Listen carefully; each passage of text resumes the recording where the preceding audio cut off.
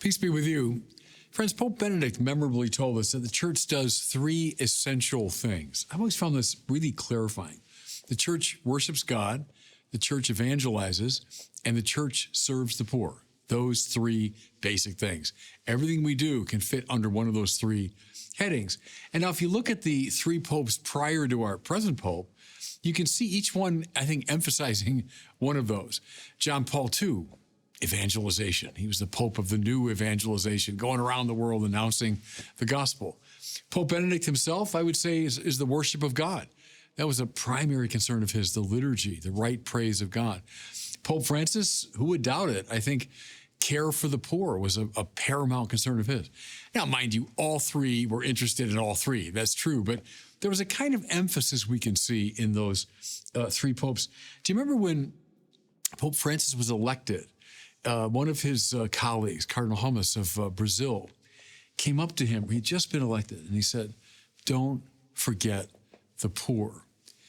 And he never did. He said at one point, remember, that he wanted a poor church on behalf of the poor. And that was a leitmotif of a lot of his life and his teaching.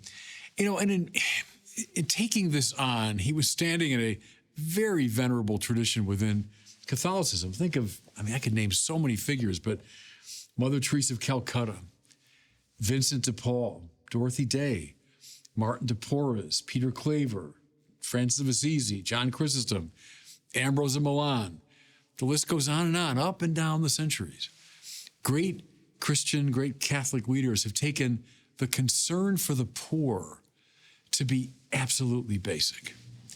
Now, it stretches through the tradition, yes, indeed, but all the way back to the Bible itself. Jesus, who doubts his great concern for the poor? But go back even before the Lord himself.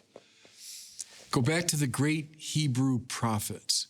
Now, I bring this up because we're reading from the prophet Amos. They all are advocates of the poor. Think of Jeremiah and Isaiah and Ezekiel and Daniel and the rest of them. But maybe Amos above all. One of the minor prophets just means he wrote a shorter book. Doesn't mean he's less important than the other ones. And Amos is the great prophet, I would say, of social justice and concern for the poor. Notice, please, too, everybody, we sort of take this for granted. Oh, sure, religious people are for the poor. But how revolutionary this was in the ancient world. The poor, people at the low end of the social scale, they were kind of forgotten about. Marginalized figures. Focuses on the rich and the powerful and the kings and generals and so on. The poor? But the great prophets of the God of Israel, they're advocates of the poor. They bring the poor before the minds of the rich. Listen now to Amos. And as you do, and I'm saying it to myself as I preach these words, let these words sink in. I know people listen to me now from all over the world, but my guess is most of us listening to this sermon are, fairly comfortable, fairly affluent by a worldwide standard. So listen now, all of us. Woe to the complacent in Zion, lying on beds of ivory, stretched comfortably on their couches, improvising to the music of the harp like David, they devise their own accompaniment. Well, you can see it, can't you? Get that image. It's very carefully painted, that image. Rich, self-indulgent people lying comfortably on their couches, playing the harp to entertain themselves. It's an image of self-complacency. An image, if you want, of indifference to those who don't have those same luxuries. Now, Amos goes on, lest we miss the point. Listen. They drink wine from bowls and anoint themselves with the best oils, yet they're not made ill by the collapse of Joseph. Well, the first part of that is just continuing this motif of self-indulgence, drinking wine from bowls. There's something grossly indulgent, isn't there, about that image? They anoint themselves with the best oils. So, just caring for themselves, preoccupied with their appearance and their well-being. And yet they're not made ill by the collapse of Joseph. What does that mean? It means they're not bothered by the suffering of those around them. They're not bothered by those whose lives have fallen into catastrophe. Who are we? What are we like? Do we feel a little, pang of discomfort when we hear these descriptions? How often are we preoccupied with ourselves in a self-indulgent way? How often do we sort of let the sufferings of the world just kind of roll past us?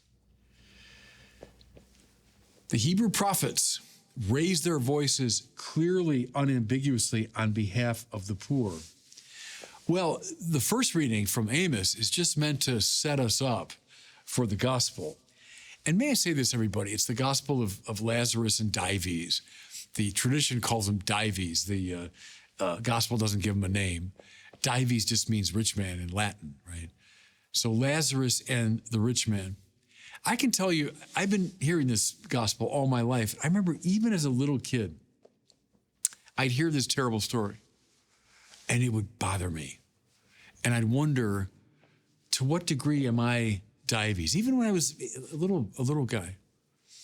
Can I suggest that's part of the literary and spiritual power of this story? It's meant to bother us. And I don't want for a second as a preacher or interpreter to lessen that effect. No, if anything, I want to heighten it.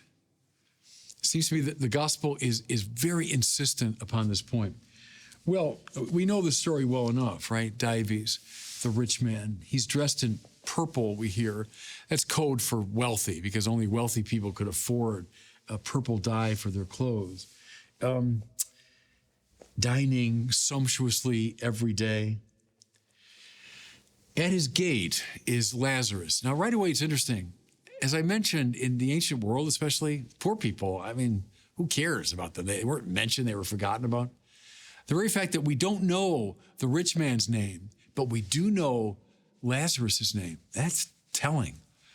That's showing you where the priorities of the gospel writer, ultimately where the priority of the God of Israel is. So Lazarus is named, but he's covered with sores. He would gladly have eaten his fill of the scraps that fell from the rich man's table. The rich man walks over Lazarus, ignores him. Lazarus would have been delighted for just a bit of the food that the rich man is eating, probably wasting and throwing away food that Lazarus would have loved. Lazarus dies, and we hear he's carried to the bosom of Abraham. That's Jewish code for the place of paradise. He's brought to heaven. The rich man dies and is buried. So again, this shocking sort of reversal of expectations. You'd expect, no, the rich and powerful, they're the ones that are favored. He's buried. Lazarus is carried to the bosom of Abraham. What do we make of this, everybody? First, let it bother you. It bothers me. Even as I read it again, even as I preach it I don't know how many times I've preached this gospel, how many times I've heard it, still bothers me. Can we hear the clear echo of Matthew 25 here? What's the difference between the saved and the damned? Well, it's not faith or calling on the Lord's name. People that say, Lord, Lord, that doesn't matter. What matters? I was hungry and you gave me to eat. I was thirsty, you gave me to drink. I was naked and you clothed me. Lonely and you visited me. In prison and you came to see me. It's these concrete acts of love on behalf of the poor. That's the difference, everyone, between salvation and damnation. And I don't know any softer way to put that. I don't know any other way to interpret Amos and this story. You know, there are a lot of sins mentioned in the Bible. To be sure, the Bible knows all about different forms of human dysfunction. But if I were to put my money on something, I'd say the one that cries out most to God is indifference to the poor. What seems to make the most difference to God is how we treat those who are most in need.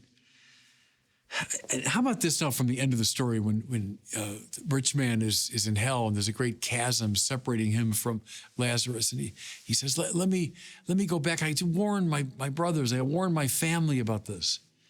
And we get this. If they will not listen to Moses and the prophets, they will not be persuaded if someone should rise from the dead. Now, here's why I say it's a kind of damning statement, because we say, well, look, Lord, just send somebody. Send someone to tell me about this. Well, whom do we have? We already have the prophets. In other words, we have Amos. We have Ezekiel. We have Isaiah. We have Jeremiah. We have them. We read from them all the time. I just read to you from Amos. We have them. If we don't listen to them, we're not even going to listen to someone who'd come back from the dead. That's a tremendous challenge, I think, to all of us. Year after year, we hear this story, don't we? Even those casual reading of the Bible would reveal this truth. That's the one that seems to matter most to God. So like in the remaining couple minutes, can I just emphasize something I've emphasized before? You say, okay, Bishop, I get it. I hear that message, but what do you want me to do concretely? Can I suggest open up your Google or something and look up the corporal works of mercy. There's 7 of them. Feed the hungry, give drink to the thirsty, shelter the homeless, visit the imprisoned, clothe the naked, bury the dead, and visit the sick. 7 corporal works of mercy. 7 concrete things you can do on behalf of the poor and those who suffer. It's one thing to say, oh, I'm all for social justice. Oh, so what? It's an abstraction. I'm for serving the poor. Okay, great, but what does that look like? Well, it looks like, and these are derived largely, aren't they, from Matthew 25, from the Lord's own exhortation. Feed the hungry. Are there hungry people around you? Trust me, there are. And I mean people who are really food deprived. Wherever you're listening to me, trust me, there are. Find them. Feed them. Do something. People who are thirsty, yeah, malnourished, absolutely. Find them. Do something. Shelter the homeless. Homelessness is a huge problem in our country. Address it somehow. Find a way. Address it. Clothe the naked. Are there people that just, they don't have enough to wear? They're that poor. Yeah, you bet. You bet. I mean, everybody listening to me right now, even those who think, oh, I'm in a very affluent area. Trust me when I tell you, not far from you are people who are in pretty dire need. What are you doing about it?